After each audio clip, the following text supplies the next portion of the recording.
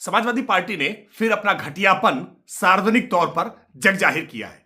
Samajwadi party गाली गलौज की भाषा, इस प्रकार की असभ्यता, असंस्कार दिखाना, यह समाजवादी पार्टी की पुरानी रवायत हो गई है।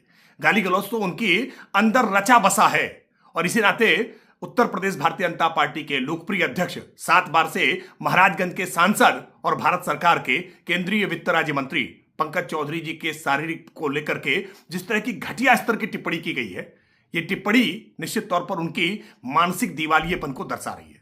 और यह टिप्पणी क्यों कर रहे हैं? क्योंकि वो जान रहे हैं कि पीडीए के नाम पर जो शिगुफा उन्होंने छोड़ा था, वो शिगुफा आज पूरी तरह से माननीय प्रदेश अध्यक्ष पंकज चौधरी जी के नेतृत्व में ध्वस्त होता जा रहा है। जिस तरह के परिणाम देश भर में आ रहे हैं, प्रधानमंत्री मोदी जी के प्रति जिस प्रकार की लोकप्रियता बनी हुई है, उत्तर प्रदेश में योगी आदित्यनाथ जी की सरकार जिस तरह से काम कर रही है, समाजवादी पार्टी के पास अब कोई चारा नहीं बचा है। इसलिए अब वो नितांत व्यक्तिगत टिप्पणी करके अपमानित करने की चेष्टा कर रहे हैं।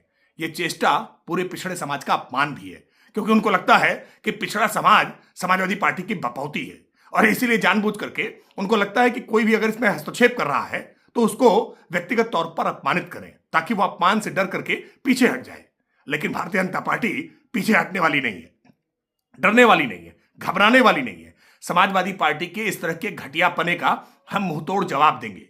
लेकिन मैं भारतीय जनता पार्टी के कार्यकर्ताओं से आग्रह करूंगा कि इनका जवाब देते समय समाजवादी पार्टी के स्तर पर नहीं उतरना है। हमें किसी भी स्थिति में अखिलेश यादव के कव्वाल जैसे बालों पर टिप्पणी नहीं करनी है। हमें अखिलेश यादव का भले ही कद छोटा राजनीतिक तौर पर हो गया हो, लेकिन उनके छोटे कद को लेकर के टिप्पणी नहीं करनी है। उन्होंने अपने पिता की नाक कटा दी हो, लेकिन उनकी नाक को लेकर के कोई टिप्पणी नहीं करनी है।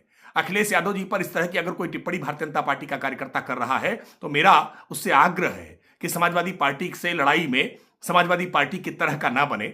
हम अपने आचरण की शुद्धता के आधार पर, पार्टी विद डिफरेंस के आधार पर समाजवादी पार्टी की इन करतूतों को जनता के बीच में उजागर करेंगे और समाजवादी पार्टी को सठे साठ्यम समाचरित करने का काम हम मतपेटियों के आधार पर करेंगे, वोट के आधार पर करेंगे और समाजवादी पार्टी को 2027 के विधानसभा चुनाव में पुनः पराजित करेंगे।